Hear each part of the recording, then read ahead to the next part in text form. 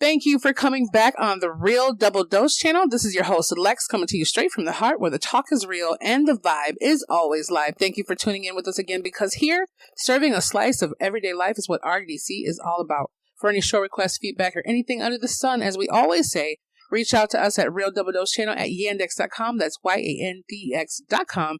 And as well as multiple insights and so much more at realdoubledosechannel.blogspot.com. And some of the links that you guys know that's already out there and all the platforms we have is TuneIn, Stitcher Radio, Spreaker.com, Blueberry.com, Spotify, iHeart, iTunes, so much more, podcasts with Google, Deezer, and the list goes on. But you all know how to find us. You have been.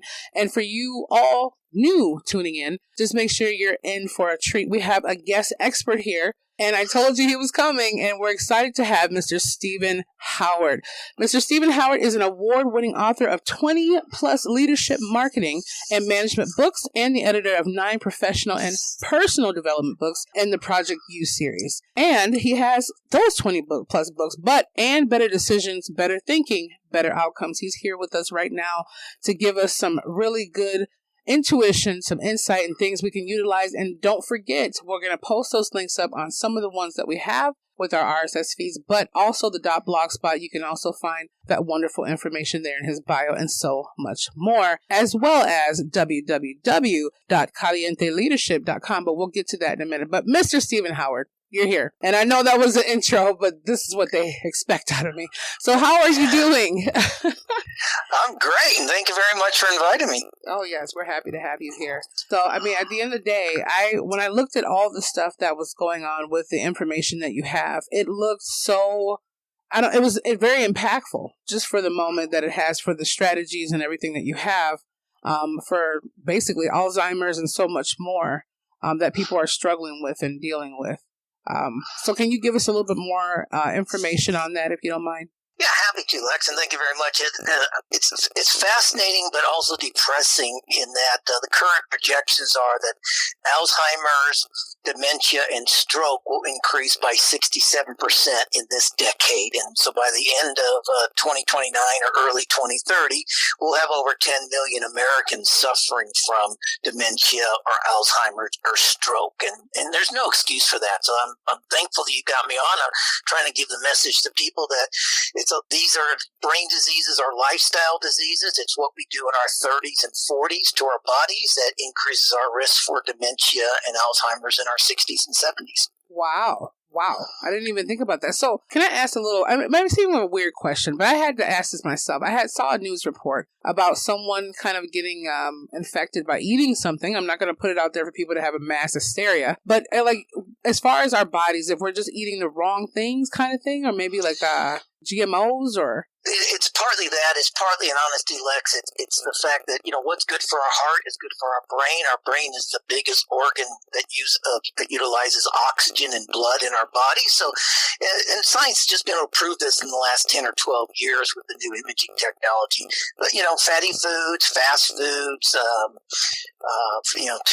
wrong foods, Coca-Cola or colas, I should say, and even the zero-calorie colas as well. They're all damaging our brains because they're damaging our blood cells and our blood vessels. And so this leads to Alzheimer's and dementia. Wow. Yeah. And, pretty much they're just kind of... I wouldn't say plastic food, but food that doesn't have any nutritional value that carries over to kind of give our brain that nourishing and so forth, oxygen. Mm-hmm. Absolutely. And the funny thing, or not funny, but ironic thing is, when we're upset, and this is all of us humans, when we're upset, when we're angry, when we're tired, we tend to binge eat. We go for those comfort foods.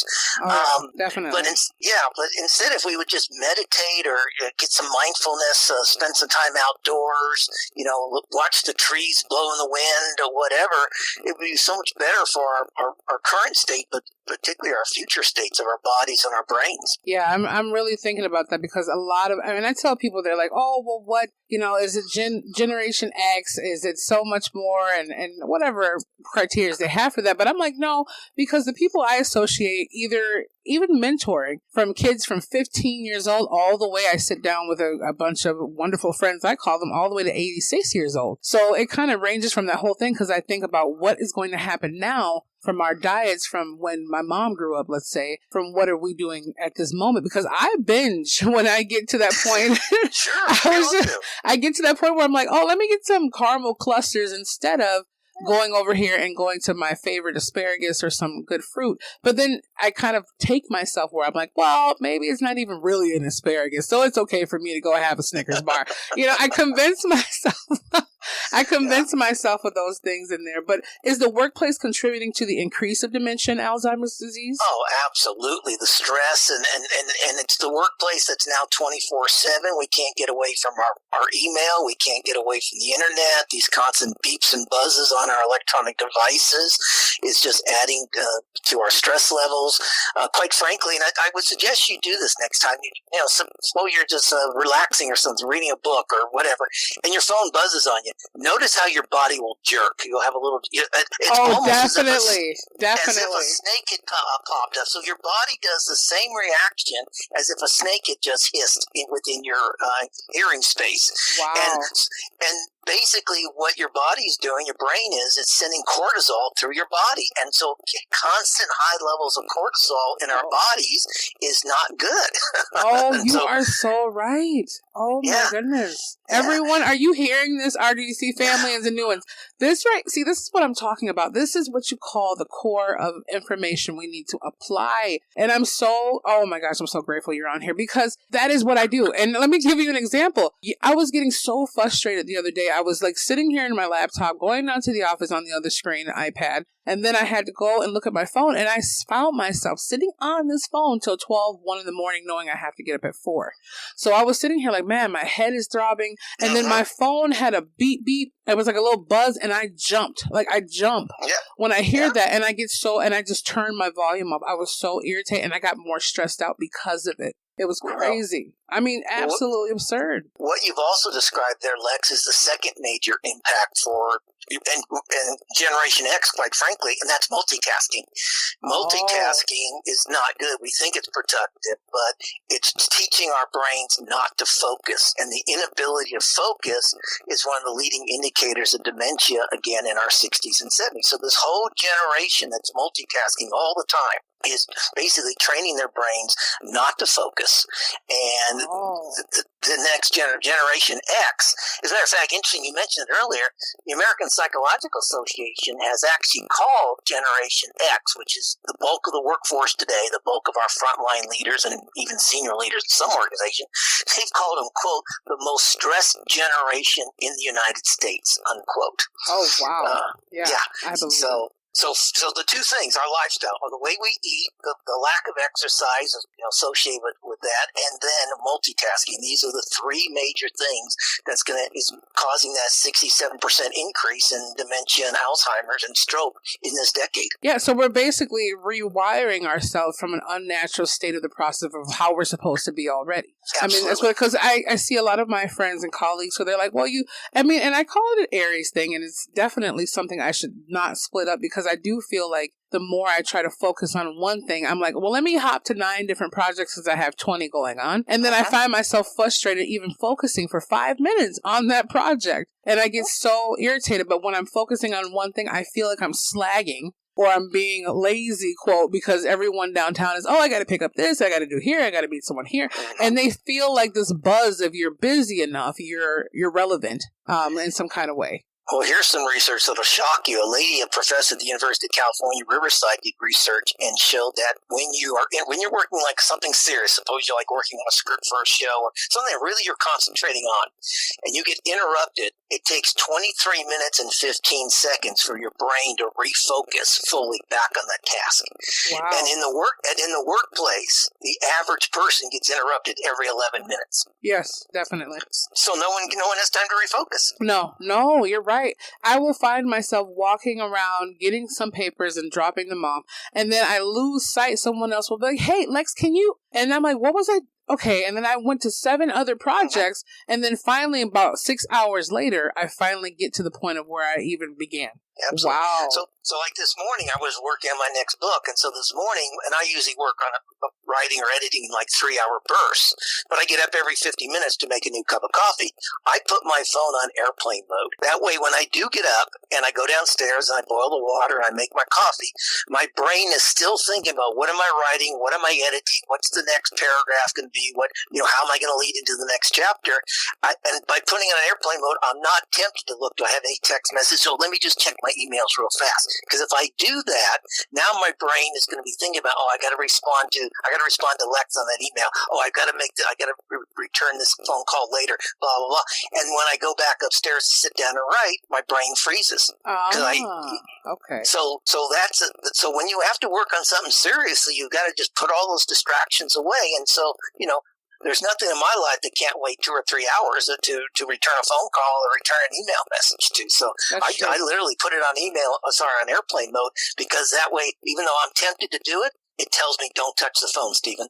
Yes, you know what that is? See, I'm writing down notes right now, like mental notes. And more, and I know everyone else here who's going to be having their downloads or lives or whatever they're going to do, they're going to be able to take a lot from that, because I notice when I have to focus, just like right now I'm focusing, it's the most zen moment of my life. Mm-hmm. And I can't think of anything except what's in front of here, because right now I'm thinking, what about my e-com stores? What about this going on? What about the book I didn't finish? And what about this email? And I'm like, okay, but when I'm here now and I feel less stressed because I don't have to worry about who just texts me or what kind of post that I get. I completely just drop Instagram. I mean, people say, well, what's up with the RDDC and Instagram? I'm like, well, I got to the point where I got tired of being stressed over keeping the Facebook page, keeping the Instagram, having the team go over here. I'm like, look, you can find us if you really want to find us. It's Google. Just like Edward Cullen said in the Twilight Saga, Google it. That's what I feel at that moment. And the less I put behind, the more I can focus on it. And I realize stretching yourself thin, everyone, and as well as definitely myself, you never get a chance to have the full completion. And then everyone always says, well, it's a quote Zodiac thing. No, even if I didn't have 9 projects, I'm only giving 10 to 20% per project. So I'm still standing in the same place a year later. And the same thing with our relationships. So if you're having dinner with your family or friends and everyone's looking at their phones and checking messages, you're only giving 10 or 20% attention to your friends at that moment. So I've got a good friend of mine. She's a single mom. She's got a 14-year-old son, and her rule at her house is, and she travels a fair bit. So when she's home and she's having dinner with her son, they both put their phones in their bedrooms. And she has 2. She has a personal phone and a business phone. And so when they're having dinner together, those phones are in their bedroom. They can ring and ring and ring, but they have dinner together and they talk about the day, their lives, what they want to plan for the weekend, whatever, and they have more quality time by doing so. That makes perfect sense too, because a lot of these news reports have been coming out about how people snap on their family or snap, and people have known them their whole lives. And I think about from what you just said, maybe they don't. I mean, you're so disconnected from everything keeping you there. It's almost like a different form of dementia and a different kind of, like one of those Resident Evil movies, to where your mind takes over its own zombie-like behaviors, to where you're not focusing on who you are, and people just snap and don't even really love the loved ones because they're just so focused on what's going on in the outside world. They're in the wrong dimension. Yeah. I said to somebody the other day, I said, when the internet first came out, I'm old enough to remember this, we used to joke and say, to escape from reality, I'm going to go on the internet for a couple hours or an hour or something. Now, to escape from the internet, we need to go out to nature and go out to national park. Exactly. and get back into reality to escape from the internet. That is very, that is so... this is why I was so extra excited to get on here today, because my mind is blown in the most meticulous, wonderful ways that there is. And that's exactly what, and I'm taking all this and I'm going to apply it. And I tell everyone at RDDC, you can hear, our message has been 1 equals 1 million. Because if one is really listening, all that ripple affects about 1 million people by the time it goes out and out and out. I remember Planned Parenthood had this thing about if one person sleeps with this person, it was years ago, about a decade ago. If you sleep with one person, that person had 3 people, and this person had 4 people. And I was like, oh, the multiply effect. Okay. Uh-huh. But then I'm like, if one of you are out here listening to this, and I know many of you are, but if you really, really, really let it delve inside of your system and start applying it to what it is, that's what Mr. Stephen Howard was saying. We have to really disconnect from what we're doing and come out here and literally smell the roses. Smell the roses and disconnect from that, because I'm like, man, I can't sleep. I can't get any of this stuff going on. And I find myself glued to my devices now. And I never was like that. And I give myself an excuse to say, well, it's not like I'm on here, Facebooking people. I'm actually doing work. But yeah, that's still the same synonyms of Still. Yeah, that's Still what I'm the same. saying. Because, you write that stress and like overloaded brains are two of the underlying causes creating negative conflict, tension, and drama and so forth in the workplace. So could you elaborate on this a little bit more so people can get a depth of it? Well, same thing you're talking about. I mean, we all know what, workplace violence is. There's statistics all over about the increase of violence in the workplace. Research has come out that shows that stress in the workplace is the number one stress factor for adults in today's world, where if you go back 30 years ago, it would have been either financial concerns or marital relationship concerns were the number one stress factors. Today, it's workplace. But also, it's also the fact that because of all the stress, people are making poor decisions or less than optimal decisions. Because you talked about snapping earlier. People are making snap decisions. They don't listen. When our brain is stressed, and when we're tired or we're overloaded or whatever, our brain looks for what we call binary options, A or B, black or white, yes or no. Okay. Most decisions or many decisions in the workplace require, considering multiple options. What's the best way to do things? But when we're stressed, we look for one or two. And that's it. We shut off all other options. So we're not making optimal decisions in the workplace. So one of my messages, and it's kind of an analogy, EMTs, and I was trained as a rescue scuba diver many years ago. And when you're trained as a rescue diver, you're trained, first thing you do, you come on a scene of an accident or a dive in the water in distress. You just don't jump in the water. You have to stop and assess the situation. That's what our EMTs do. They come on a car accident. They look to see if there's smoke in the car, gasoline leaking. They just don't jump out and rush to the vehicle. So that's why they call them first responders, not first reactors. And this is what I'm trying to tell. I do a lot of executive coaching. I'm coaching leaders and saying, you in the workplace need to become first responders. Don't react to situations. Pause, ask questions, look for multiple choices, get all the facts. Don't make snap decisions because they're not optimal decisions. And so leaders need to become, and all of us need to become, even with our families and relationships, first responders, not first reactors to situations. Otherwise, we get emotionally hijacked. Oh, that's very true. That's very true. Like the book, the book title is intriguing. But most people would think that better thinking leads to better decisions and then better outcomes. But you focus on how better decisions lead to better thinking and then better outcomes. So how is that so? Like, what prompted you for the book itself? Because the first decision we need to make is not to get emotionally hijacked. We need to make that decision to be rational, to get ourselves under control, decrease the stress level, and then we can do better thinking, and then that will give us better outcomes. So that was why I purposely titled the book that direction. So our first decision has to be get in control, calm down. I'm sure you said this. We've all said this 100 times. I was so mad I couldn't think straight. Yep. Right? Yep. Well, that's what I'm saying. Don't be in that situation, then make a decision. Make the decision to get yourself under control. Control your emotions.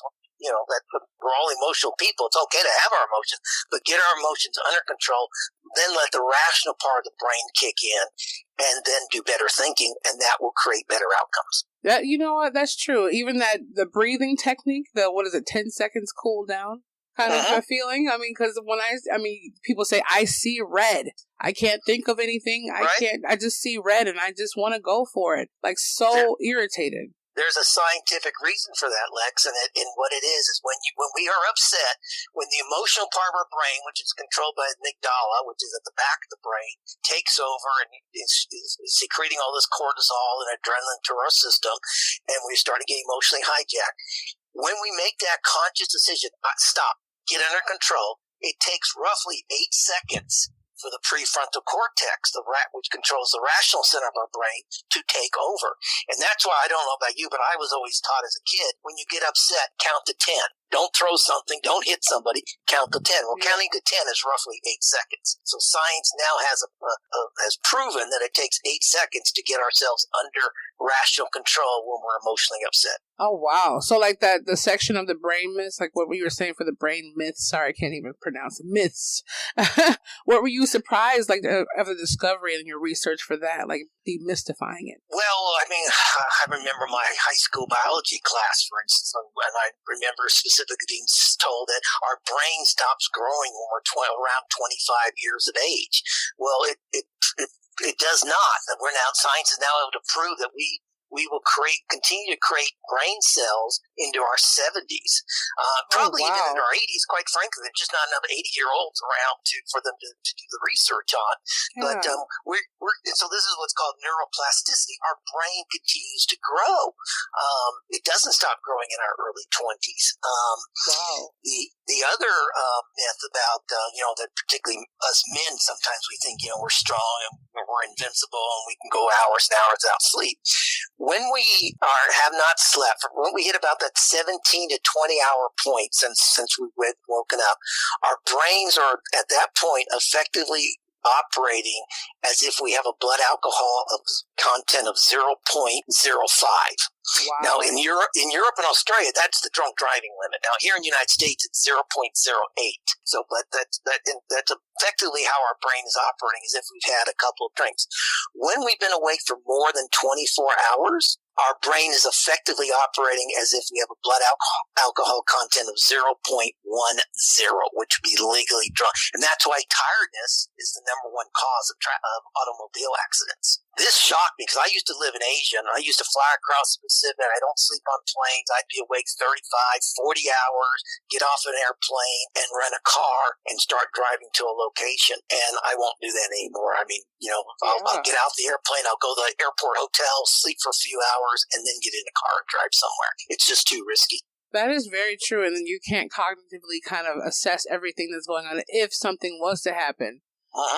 Just, whoa, where'd that come from? I mean, you can't even criteria, we can't get a DUI off of it, but it definitely could be categorized as one. It should be. I mean, and that's an interesting thing is that, what if, say, 15, 20 years from now, somebody creates an instrument where you can measure people's brain waves and whether or not they're, what is their brain wave equivalent of a blood alcohol content? Should they be operating a vehicle or not? Yeah, that is very true. To see if you're alert, the kind of alert. One of those starter cars, I know one of my friends had that some years ago where he has to blow into some kind of synthesizer where he has to see what his alcohol levels before the car will even start. Can you imagine having to do a multiple quiz question before you can start your car? Now that would be epic. That would be so epic. Or long division. People would be they'd probably have an outcry and a whole conference about, this is outrageous. I can't believe I can't drive halfway tired on the road. Are you kidding me? I mean, you think about how many lives would be saved from that. And at this point, you have it, that's the whole truth of it right there. I mean, you have a lot of expertise and the streamlinedness of the knowledge of it, because I've processed a whole lot, and to be able to have this understanding of what's there, and I'm just seeking more knowledge of there. But what's your overall steps to kind of building and having that healthiness for our minds and our focal points and avoiding dementia and strokes and so much more? Because more people are having strokes at a younger age and heart attacks at 21 than ever before. Yeah, well, it's basically, again, what's good for the heart is good for the brain. So obviously smoking's the number one no-no, without a doubt. Being overweight is number two, so keep that BMI below 25 possible, or as close to 25 as you can. Regular exercise, and I'm not talking about running half marathons or marathons. Quite frankly, a 20-minute walk every day would boost the circulation, particularly for those who sit all day long in their offices, in meetings or whatever, and then go home and sit on the couch and watch TV. That's the worst thing you can do. So, Oh, yeah. The 20-minute, 25-minute walk would be good. And then, keeping your blood pressure low, within tolerance, reduce your blood sugar, reduce your cholesterol. Well, basically the same thing that's good for your heart is going to be good for your brain. But the other thing I would highly recommend is the brain likes new information and likes new stuff. So one of the things I tell people, we all get in routines. Most people drive the same route to work every day unless there's a traffic accident or construction, and then they might take a little detour. But change up your routine. People go for a walk. They walk the same park every time. They walk around the same blocks in their neighborhood. Walk the different direction. Walk in a different part of town. You'll notice things. Drive a different route to the office. You'll notice, oh, I didn't realize the store opened up over here. Oh, I didn't realize they repainted something over here. The brain likes new information. It doesn't like being bored, which is like which is why right now, as soon as the brain feels bored, it says, look at your phone, look for messages, check Instagram, check Twitter. That's true. That is very true. And so, give the brain something new to think about. And the other thing is mindfulness is find those ways of calming yourself. You mentioned breathing before. The Navy SEALs have a technique called box breathing. And I don't know anybody who has a more stressful job than a Navy SEAL. And what they do for 5 minutes before they go into a situation is they breathe in and they'll hold their breath for 5 seconds, really deep breath, hold it for 5 seconds, and then exhale, and then hold the exhale for 5 seconds. And they'll repeat this for about 4 to 5 minutes. Now, I do that in an airport, standing in line to get on an airplane. I'll look at the tarmac. I'll watch the planes on the tarmac or some people on the tarmac directing planes. I'll just breathe in. I do it for 8 seconds. I'll hold my breath for 8 seconds. I'll just exhale, hold the exhale for 8 seconds, and repeat it. And I only do it for 2 or 3 minutes, but I get on that plane so much reduced stress. Flying is no fun these days. You just get on the plane. I'm calmer. I put my headset on. I listen to some music, and I'm fine. I'm calm and peaceful. Wow. Yeah. Just having that whole, what do you call it? The 8 seconds, I'll call it. The 8-second moment. Oh, man. Maybe you should write a little memoir on that. The 8-second moment. Like, what happens in 8 seconds? They say if you hold a thought for that long, you'll be able to create a whole, open stream of new worlds and so much more. So just imagine if we got a chance to do that. Because now I'm thinking, I want to start doing more. And I didn't want it to be cliche with, New Year's resolution kind of thing. It was more of this should be an everyday, resolution. I just got to the point where I'm like, I can go to different parks. I can go to different places. I don't have to just go to the gym and sit on a treadmill and just stare at the screen. Yeah, absolutely. And the brain, you'll be refreshed. You'll be more energized. And if you want to add meditation to it, that's fine. But the beauty of this, to be mindful, you don't need to practice yoga. You don't need to burn incense. You don't have to go on a 10-day retreat, a silent retreat. And you don't have to meditate unless you want to. Meditation's a type of mindfulness, and it's good if you find 15, 20 minutes a day to do that. But you don't have to. One of the things I tell people, when you get upset, say you're in a meeting and somebody's saying something, you're getting really angry about the presentation, or getting angry because the meeting's going on and on and on, and you've got places to go. And you can do this right now. Everyone listening to you, just take your fist, hold your fist just as tight as you can for 5 seconds. Okay. And when you release it, throw it out, just almost like you're throwing a baseball. Just throw your hands out. Okay. Now do it again. Do it again, and you do that for about a minute. And you'll notice the tension in your shoulders goes away, tension in your arms goes away. Sometimes I already feel it. Wow. Yeah. And so people say, well, I can't do it in the office. I said, well, if you're sitting at a conference table, put your hands under the table. No one will know what you're doing. Just put your hands in your lap, clench them. You don't have to, just throw them out. You don't have to move. Don't even have to move your arm. Just hold your arm in position and just throw your fingers out. And now do it again. Okay. Yeah. And now, do that for 45 seconds, 60 seconds. Automatically, the stress is going to be relieved from your shoulders, your neck muscles, your upper back. I feel it, Steven. I feel it. Yes, right in my right side. Like, my shoulder feels completely different from my left side. Absolutely. Wow. The other thing, and do both hands at a time. No, you can't now. You're probably holding something, but in a car. You get stuck in traffic. Traffic's driving you nuts. Don't start yelling at the car in front of you or calling the person who cut you off a jerk. Just take, if you're stopped, take your hands off the steering wheel, clench your fist, throw them down in your lap, do that until you move forward a little bit, and then, might not be able to do it for a whole minute. Although if you live in LA, you can do it for 2 or 3 minutes. That is very true. Very true. The 101 already hurt me already. But yeah, so these are, I got a lot of these little tips in the book. I mean, the whole thing is, and it's going to reduce your blood pressure as well, just automatically. What you've just done, Lex, has just reduced your blood pressure. Laughing with me on the phone and doing these little exercises, the deep breathing, the clenching the fist, I guarantee I've lowered your blood pressure since we started talking. I feel zen. I feel zen. You feel zen. I feel like in there. And I'm like, I need to get that information up there. But you said you had I want to hear this interesting story about the Caliente leadership.com. Like, what is that? Like, it has my mind meticulously getting there. when I moved back to the United States, and I live in Southern California, and I came back to look after my dad who had early stage Alzheimer. That's how I got into this topic. But when I decided to create my company here, I called it Caliente Leadership. Now in Spanish, caliente means hot, as most people know. Like muy caliente means very hot. Like make my coffee muy caliente, very hot. But caliente also has a meaning of passionate. So a conversation, caliente, is a passionate conversation. Well, I'm passionate about leadership. And so I named the company Caliente Leadership, which gives me, people always ask me, where'd you get that name from? It gives me a little elevator story to tell the story behind it. But in addition, where I live, the land is owned by the Agua Caliente Band of Indians. So it's hot water.